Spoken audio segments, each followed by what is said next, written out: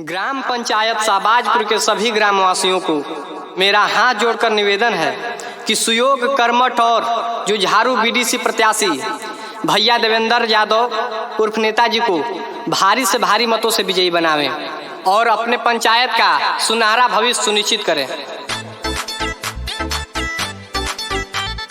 Ruby देवी जिंदाबाद जिंदाबाद जिंदाबाद देवेंद्र भैया जिंदाबाद जिंदाबाद जिंदाबाद देवेंद्र भैया जिंदाबाद जिंदाबाद जिंदाबाद रूबी देवी जिंदाबाद जिंदाबाद जिंदाबाद शाहबाजपुर पंचायत जिंदाबाद जिंदाबाद जिंदाबाद जन जन के प्यारा बाड़े हो सब कर दुलारा बाड़े हो गरीब बेसहारा खातिर हरदम ई खाड़ा बाड़े हो बात ना भुलाए के बाहो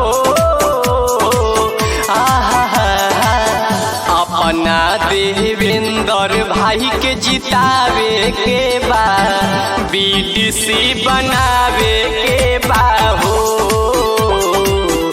अपना देवेंद्र भाई के जितावे के बा बीडीसी बनावे के बा हो।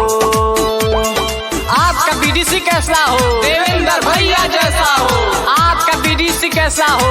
रूबी देवी जैसा हो। देवेंद्र भैया मत घबराना, तेरे पीछे सारा जमाना, रूबी देवी मत घबराना, तेरे पीछे सारा जमाना। देवेंद्र भैया जिंदाबाद जिंदाबाद जिंदाबाद शाहबाजपुर पंचायत जिंदाबाद जिंदाबाद जिंदाबाद रूबी देवी जिंदाबाद जिंदाबाद जिंदाबाद विजयी के माला सबे इनके पहिनाई जा सच्चा जन सेवक हैं मुखिया बनाई जा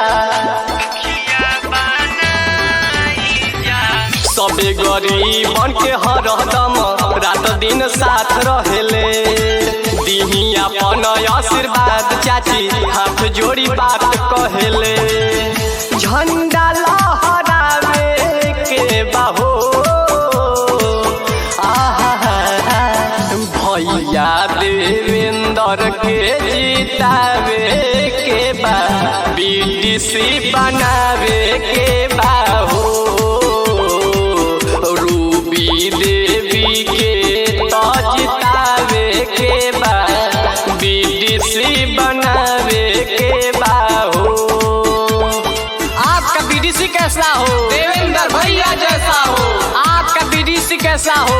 रूबी देवी जैसा हो। देवेंद्र भैया मत घबराना, तेरे पीछे सारा जमाना, रूबी देवी मत घबराना, तेरे पीछे सारा जमाना। देवेंद्र भैया जिंदाबाद जिंदाबाद जिंदाबाद शाहबाजपुर पंचायत जिंदाबाद जिंदाबाद जिंदाबाद रूबी देवी जिंदाबाद जिंदाबाद जिंदाबाद नहीं के हवा पूरा गौवा में बहतावे जीती है देवेंद्र भैया सब लोग